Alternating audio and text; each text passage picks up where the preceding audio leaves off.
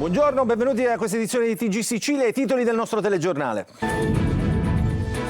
A Catania è riunito il Comitato di Ordine Pubblico e Sicurezza dopo le ultime sparatorie e l'omicidio in Corso Sicilia. Il prefetto ribadisce che la città è sicura. Per il sindaco trentino non c'è alcun ritorno agli anni '80. Sicurezza a Palermo. Il ministro Piantedosi annuncia che arriveranno più poliziotti per il contrasto alla violenza di strada. Palermo ricorda il 43esimo anniversario dell'omicidio del generale Dalla Chiesa. Il prefetto dei 100 giorni resta ancora oggi esempio concreto di lotta alla mafia. Scene da Arancia Meccanica a Gela. 2 diciassettenni travestiti dai bianchini assaltano una gioielleria sotto gli occhi dei passanti, arrestati poco dopo. 7 migranti dispersi al largo di Lampedusa durante l'ennesima traversata del mare. Tra i superstiti anche una donna incinta e 2 uomini gravemente ustionati. A bordo erano in 41. Grande mobilitazione di solidarietà a Catania e a Siracusa per la Global Sumud, flottiglia, la missione umanitaria che porterà aiuti alle popolazioni di Gaza. Nella classifica dei nomi dei nuovi nati nel 2025 resistono quelli tradizionali. Giuseppe per i maschietti, Vittoria per le femminucce. In crisi Agata e Agatino. Calcio, prevendita a gonfie vele per il Catania in vista della sfida contro il Monopoli. Sabato al Massimino previsti quasi 20.000 spettatori.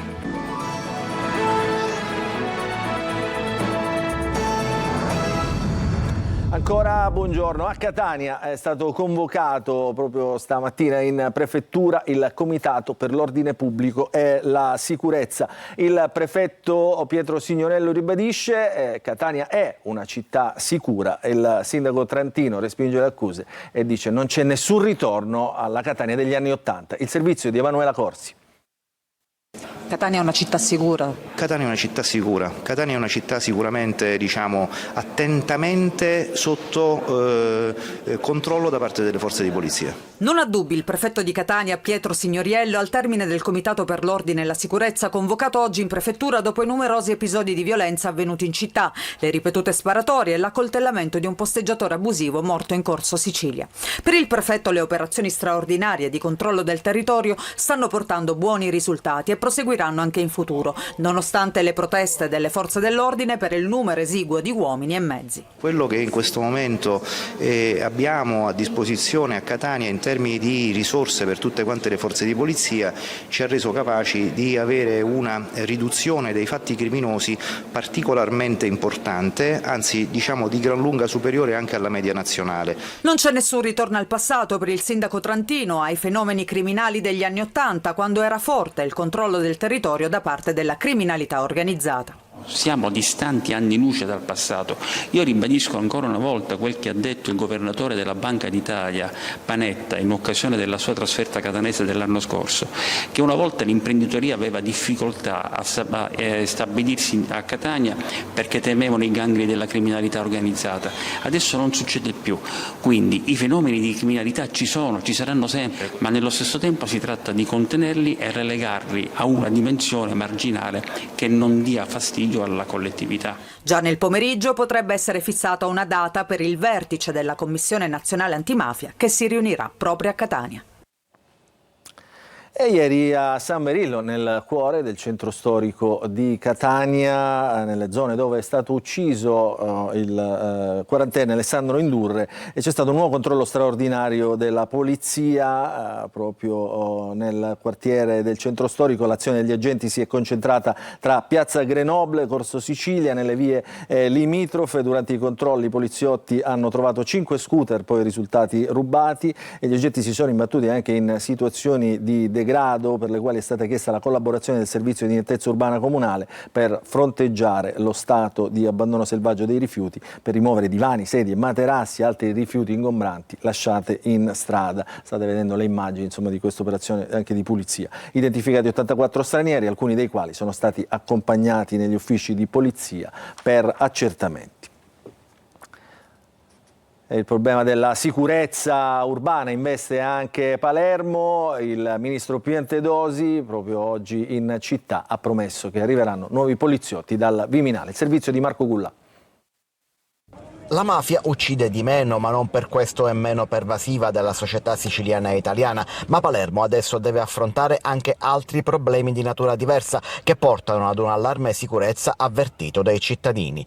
Il ministro dell'Interno Matteo Piantedosi, in città per la commemorazione del generale Carlo Alberto Dalla Chiesa, ha parlato con il prefetto della città che gli ha fatto il quadro della lotta alla violenza di strada. Ci sono cose che si stanno facendo, ma altre ancora che dovranno essere fatte. Palermo ha vissuto, come sapete, delle situazioni adesso di taglio diverso, ma non meno preoccupanti, che abbiamo cominciato ad affrontare, devo dire, con le autorità locali già nei giorni scorsi, nelle settimane scorse. Il ministro non intende sottrarsi agli impegni presi con il sindaco Roberto Lagalla e ribaditi a luglio quando venne in occasione dell'anniversario borsellino. Ho preso l'impegno, adesso noi avremo da qui alla fine dell'anno la distribuzione di ulteriori risorse anche umane. Fare dei numeri adesso è molto, ma diverse decine di uomini in aggiunta al turnover, quindi io prendo l'impegno che la città avrà il trattamento che merita. L'arrivo di forze aggiuntive potrebbe avvenire intorno alla fine dell'anno o all'inizio del 2026, ma sui tempi il ministro ha preferito non pronunciarsi, anche perché il problema sicurezza non è solo palermitano. Controllo e contrasto alla delinquenza di strada sono richieste comuni di tutte le grandi città italiane. Il servizio era del collega Manlio Viola. Restiamo a Palermo perché la città e il paese ricorda il generale Dalla Chiesa 43 anni dopo in via Isidoro Carini, dove fu ucciso insieme alla moglie e all'agente Domenico Russo. La commemorazione alla presenza del ministro Piantedosi, appunto, che abbiamo già sentito. Il servizio di Marco Gulla. Era una mafia sanguinaria, una mafia che uccideva. 43 anni fa, in via Isidoro Carini a Palermo, l'omicidio del generale Carlo Alberto Dalla Chiesa, della moglie Emanuela Setti Carraro e l'agente Domenico Russo. Dalla Chiesa, il prefetto dei 100 giorni, l'inviato nel capoluogo siciliano per combattere la mafia, dopo gli importanti risultati nella lotta al terrorismo. Una battaglia però solitaria e con le armi spuntate. Ucciso dopo che aveva chiesto poteri speciali per la lotta a Cosa Nostra.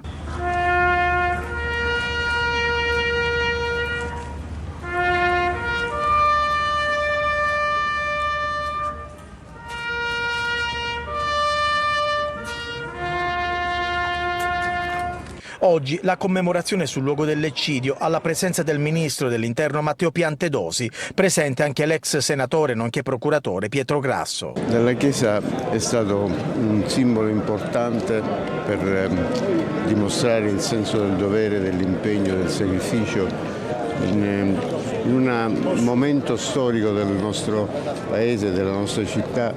È l'emblema dello spirito di servizio vero, autentico, quello che ti porta a non risparmiare nessuna energia per concorrere alla costruzione, alla realizzazione del bene comune. A 43 anni di distanza, la memoria di quel vile agguato è per l'intero paese un costante monito alla responsabilità e al comune impegno nella lotta alla mafia, ha detto il Presidente della Repubblica Sergio Mattarella. Lo sforzo di tutti contro la mafia è essenziale per un duraturo progresso umano, sociale ed economico. La cronaca adesso, una spaccata da 40.000 euro nel cuore del centro storico di Gela. I responsabili sono due ragazzini di 17 anni travestiti da imbianchini che hanno colpito una gioielleria in pieno pomeriggio e tra l'altro sotto gli occhi dei passanti. I due sono stati arrestati poche ore dopo. Il servizio di Gerry Italia. È il 19 agosto scorso, pieno centro storico di Gela, via Damaggio Fischetti. Due giovanissimi arrivano con il volto coperto, tute da lavoro, mazze e un martello. Colpiscono con forza la vetrina blindata di una gioielleria, sfondano, afferrano quanti più preziosi possibile e scappano a piedi. Valore stimato della rapina circa 40.000 euro. Subito dopo il colpo si cambiano in un parcheggio della zona, ma le telecamere di sorveglianza riprendono tutto. I poliziotti li individuano già nelle ore successive. Avevano comprato proprio quel giorno sia le mazze che i guanti. Durante la fuga uno di loro si ferisce una mano, un dettaglio che li tradisce. Già nelle prime 24 ore avevamo individuato i due soggetti. Ovviamente le dinamiche giudiziarie prevedono un arresto in flagranza oppure un'indagine successiva. In questo caso, visto che era trascorsa la flagranza, abbiamo deciso con la procura di procedere a completare l'informativa e ottenere una misura di custodia cautelare come quella che è arrivata poi ieri. Gli agenti recuperano tute, abiti e arnesi usati per la spaccata. La refurtiva però non è stata ancora trovata. Dalle immagini si vede anche che alcuni gioielli sono caduti a terra e sono stati raccolti dai passanti, senza mai però essere restituiti. Per la procura minorile il caso è un'altra prova di quanto la criminalità giovanile resti un fenomeno radicato a Gela, alimentato spesso da famiglie fragili e contesti di degrado, come spiega il procuratore per i minorenni Rocco Cosentino, citando Arancia Meccanica per descrivere l'incidenza violenta del crimine nell'Interland. Sembra la scena tratta da Arancia Meccanica o comunque da un romanzo noir a tratti splatter. Purtroppo questa è la città di Gela nel 2025 e questo ovviamente, oltre alla spaccata, tra virgolette in senso tecnico, ci fa riflettere di come ormai siano abituati, o meglio si sia formato in loro un senso di impunità, che ovviamente pensavano male perché nell'arco di pochi giorni sono subito stati assicurati alla giustizia. I due sono finiti in manetta in tempo record, ma resta l'amaro. Nessuno, dicono gli inquirenti, ha segnalato la presenza di due ragazzi travisati armati di mazze in pieno pomeriggio. La spaccata del 19 agosto lancia così un doppio segnale: da un lato la capacità della polizia di intervenire rapidamente, ma dall'altro il silenzio e l'indifferenza che hanno lasciato campo libero a due minorenni pericolosi e disperati. E adesso a Catania una donna di 21 anni ha aggredito e colpito violentemente la ex suocera mentre teneva in braccio il nipotino di 21 mesi. Poi ha fatto lo stesso con gli agenti delle volanti che erano intervenuti dopo una chiamata al 112 in un appartamento del quartiere Librino. La donna è stata bloccata dalla polizia che ha prima messo in sicurezza il bambino e poi è stata arrestata per oltraggio, resistenza, violenza e lesioni a pubblico ufficiale. La donna è stata poi posta agli arresti domiciliari. Lascia dopo 3 anni il comando del reparto operativo dei Carabinieri di Catania il colonnello Claudio Papagno, tempo di bilanci e di ricordi personali. Lo ha intervistato per noi Giusy Lazzara. Si chiude un ciclo, dopo 3 anni lascia il comando del reparto operativo di Catania dei Carabinieri il colonnello Claudio Papagno, in partenza per il comando di Verona ed è tempo di bilanci. Contrasto anche all'illegalità diffusa, proprio per incrementare la sicurezza e la percezione della sicurezza nei cittadini, che non devono mai scoraggiarsi ma continuare a credere e ad avere fiducia nelle istituzioni. Le sparatorie notturne e l'omicidio di Corso Sicilia, segnali che fanno salire la tensione in città. Ciclicamente sono avvenute in passato questo tipo di attività dovute molto spesso a contrasti per gestioni di piazze di spaccio. Come ho detto, l'attenzione è alta, noi stiamo indagando e anche grazie al coordinamento dell'autorità giudiziaria e sono sicuro che ci saranno risultati importanti a breve. E non mancano i ricordi personali, appena arrivato a Catania. Quasi appena arrivato ci fu il duplice femminicidio a Riposto. Un altro caso che comunque mi ha toccato particolarmente è stata la violenza sessuale a Villa Bellini, quindi sicuramente questi fenomeni, questi accadimenti li porterò dentro e mi hanno segnato. Mi mancherà anche le splendide bellezze della città catanese. Io normalmente vado a correre sul lungomare, che è una vista bellissima che ti riempie il cuore, quindi sicuramente tutto questo mi mancherà. Il nuovo comandante che subentrerà al colonnello Papagno sarà il colonnello Davide Occhiogrosso, che si insedierà a breve.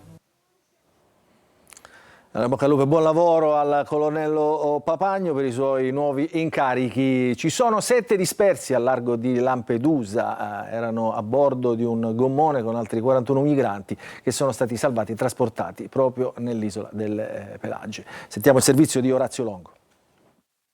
Avevano pagato 800 euro per trovare l'Europa e invece hanno trovato la morte nel canale di Sicilia. E questa è l'ennesima storia tragica nel Mediterraneo, quegli sbarchi, quei naufragi che rischiano di non fare più notizia ma che invece continuano ad accadere. In 7 sarebbero annegati cadendo dal barcone per le acque agitate senza che i compagni di viaggio abbiano potuto fare niente per aiutarli a risalire a bordo. Lo hanno raccontato i 41 migranti salvati al largo di Lampedusa dalla nave da rifornimento Maridive, con i migranti rimasti bloccati in mare per 6 giorni. Ora sono stati trasportati sull'isola dalla ONG Aurora SAR. Si tratta di eritrei, etiopi, malesi e sudanesi. Secondo le testimonianze raccolte, 2 sono finiti in mare la prima notte e 5 in quella successiva. Ma dal loro racconto emergono anche altri particolari di storie drammatiche, come la cifra sborsata a scafisti senza scrupoli, le violenze subite durante il lungo tragitto, i sacrifici fatti per raccogliere il denaro per la partenza. La traversata era iniziata il 27 agosto da Zuara in Libia. A salpare anche un migrante diabetico ora trasportato al poliambulatorio.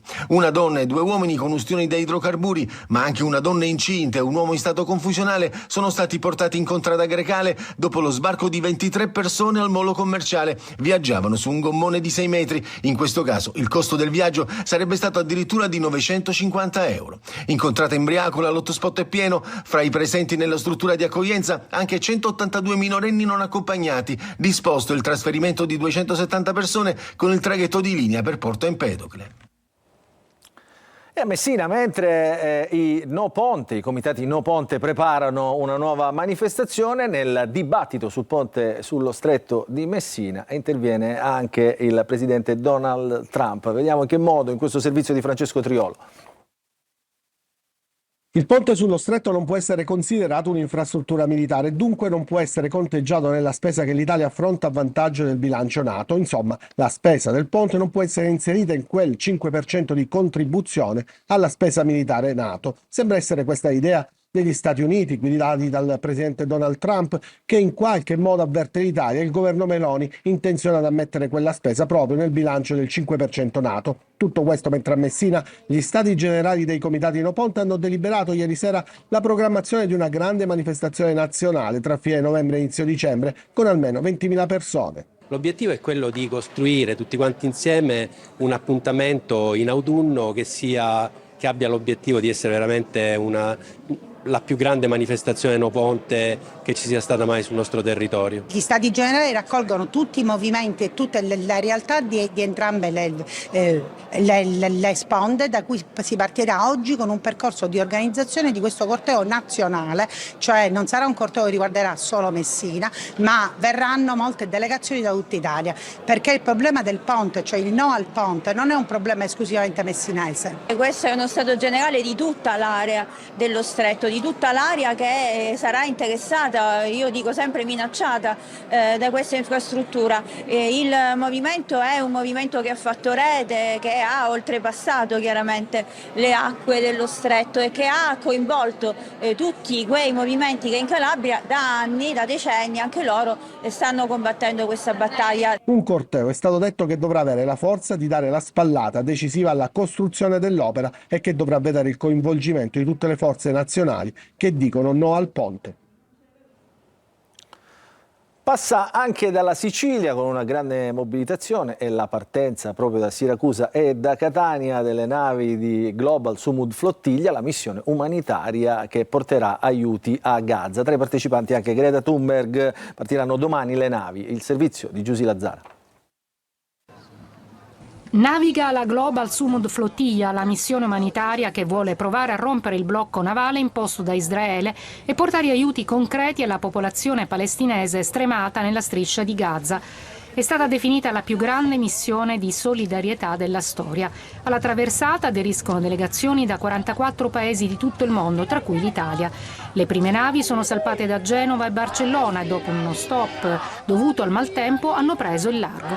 La Sicilia fa la sua parte. In queste ore le imbarcazioni sono attese al porto di Catania. Una ventina sono già arrivate a Siracusa e poi partiranno verso Gaza, dove arriveranno alla metà di settembre. A Catania è organizzato un corteo di solidarietà. C'è davvero una Sicilia che vuole essere protagonista in questa battaglia a sostegno della popolazione di Gaza di fronte all'indifferenza da parte delle nostre istituzioni regionali. Invece c'è un popolo siciliano che davvero dimostra di essere terra di pace, terra di accoglienza. Tantissimi volontari, anche la segretaria nazionale della Federazione Nazionale Stampa Italiana Alessandra Costante e l'Associazione di Cooperazione per i Paesi Emergenti.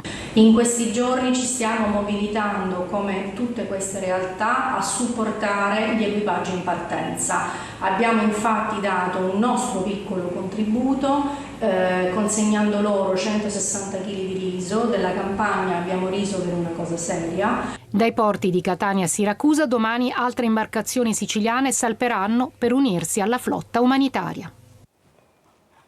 Si avvicina all'avvio dell'anno scolastico e a Messina, come da tradizione, la scalinata di Palazzo Zanca ritorna ad essere per qualche giorno il mercatino del libro usato. Il servizio. Un rito, una tradizione che si rinnova, la scalinata di Palazzo Zanca a Messina come ogni anno trasformata in una grande libreria a cielo aperto, è il mercatino dei libri usati che per 3 giorni caratterizza i pomeriggi degli studenti e dei genitori alla ricerca dei testi per il prossimo anno scolastico. È un bel clima, proprio si sta bene qui in mezzo ai ragazzi, anche magari qualcuno che deve entrare in primo che inizia a conoscere l'ambiente scolastico, anche se sono uscito da 2 anni mi piace sempre condividere questi momenti. Io sono venuto qui per vendere i miei libri e dare la possibilità comunque agli altri di utilizzarli, anche ad altri soprattutto della mia scuola, che comunque conosco, ragazzi che conosco e che hanno la possibilità di riutilizzare i miei libri. Qualcosa si può trovare. Ho trovato giusto 2 libri, ma niente di che. Lista alla mano si cerca di combattere così il caro libri. Per molti è stato anche un ritorno al passato, una volta studenti, adesso genitori, ma sempre un appuntamento irrinunciabile. Mi ricordo che una volta comunque c'erano molti più venditori e poi erano poi più ragazzi, invece ora vedo più genitori che ragazzi. Sembra ieri quando c'eravamo noi che cercavamo di comprare e di vendere, adesso invece siamo con i nostri figli che cerchiamo anche di tramandare, se vogliamo, queste tradizioni, queste cose belle e piacevoli. Diciamo. Una volta era tutto più spontaneo, adesso invece è proprio il comune attraverso l'assessorato alle politiche giovanili a coordinare gli spazi. Può vedere questo fermento giovanile che segna quello che è l'avvio del nuovo anno scolastico è importante per far vedere come i giovani possano vivere quelli che sono gli spazi pubblici attraverso quella che sono varie attività, fra cui il mercatino dei libri usati. Queste tradizioni che si rinnovano ricordano un po' un ritorno al passato. Allora, adesso invece scopriamo quali sono i nomi più diffusi a Catania, secondo la classifica pubblicata dal Comune, una classifica che smentisce la sensazione che i nomi classici siano in crisi. Scopriamo quali sono allora quelli più scelti in questo servizio di Desiree Ferlito.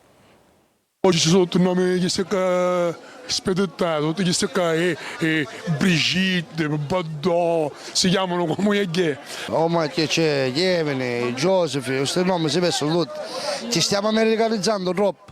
E invece no, a Catania, a smentire la sensazione diffusa che i nomi classici siano in crisi, arriva la statistica dei nomi più usati, che comprende tutte le nuove registrazioni dal 1 gennaio al 18 agosto. Al primo posto, per i nuovi nati nel 2025, c'è Giuseppe. Giuseppe, hai vinto? Io personalmente no, la nuova generazione ha vinto, che molti si chiamano Giuseppe. Ti piace questo nome? Tantissimo, perché ho preso il nome di mio nonno. Come ti chiami? Giuseppe. Giuseppe mi piace. È un nome antico, un nome di una volta. Secondo me è meglio Giuseppe. In seconda posizione il nome più scelto è Francesco, seguito da Vittoria, Leonardo e Sofia. Dunque sembra vincere la tradizione. Le prime 10 posizioni sono infatti occupate da nomi classici e italiani. Resiste la tradizione del nome tramandato dai nonni paterni o materni, anche se possono essere svariati i motivi per cui si sceglie un nome. Per la festa di Sant'Alfio, siccome mio padre era devoto di Sant'Alfio, l'ultimo figlio che sono il 13° io, mi ha messo Alfio. Christopher Consoli. Ma chi l'ha scelto? Mia mamma. Ha visto un film, le è piaciuto e me l'ha messo. Foto romanzo di notte. Mia mamma vedeva il nome, ognuno di noi ci mettiamo un nome diverso. Lei come si chiama? Iole. Impicchiate il nome Agata, scelto solo 4 volte per il 2025, superato da 5 Brian, tanto che l'arcivescovo di Catania, Monsignor Luigi Renna, ha invitato i cittadini a utilizzare di più il nome della santa patrona. Strano, perché comunque ha anche un bel suono. Agata è bello, chiamato così, perché poi molti purtroppo li chiamano Tina, glielo storpiano, ma Agata è bellissimo. Non c'è che dire, un nome stupendo. Allora ci fermiamo per una piccola pausa, poi rientreremo con il calcio.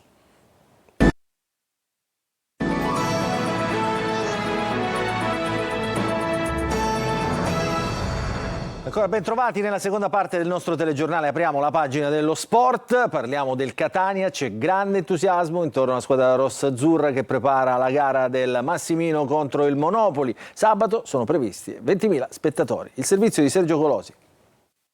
La carica dei 20.000, sabato sera al Massimino contro il Monopoli, il Catania potrà contare su una maggiore spinta emotiva dei tifosi. I numeri della prevendita lasciano intuire che ci sarà un incremento rispetto ai 17.500 della gara con il Foggia. Curva Nord esaurita, bassa disponibilità nella Sud e in tribuna A, media negli altri settori. Non si esclude il pienone, ma in ogni caso il Massimino offrirà un bel colpo d'occhio. In città tra i tifosi c'è grande entusiasmo per le 2 vittorie con Foggia e Cavese, per la classifica, ma soprattutto per i margini di crescita di un Catania che ancora ha tante frecce al proprio arco, a cominciare da Caturano e da Ausilio, dal capitano Di Tacchio e da una panchina lunga che può fare la differenza. Allenamento mattutino per i rossazzurri. Sabato ancora assente Higuaini che sconterà la terza di 4 giornate di squalifica. Proseguono la fase di recupero Di Tacchio con gli interni di centrocampo Aloi e Corbari chiamati agli straordinari e l'attaccante Rolfini in un reparto dove però c'è abbondanza. Monopoli 4 punti in classifica, ma non è più quella formazione che ha chiuso la scorsa stagione al terzo posto. Questa è l'ultima notizia, il nostro telegiornale finisce qui, vi ringraziamo per averci seguito, ma prima di salutarvi vi ricordiamo che l'informazione su Antenna Sicilia ritornerà questa sera alle 20. Grazie e buon proseguimento di giornata a tutti.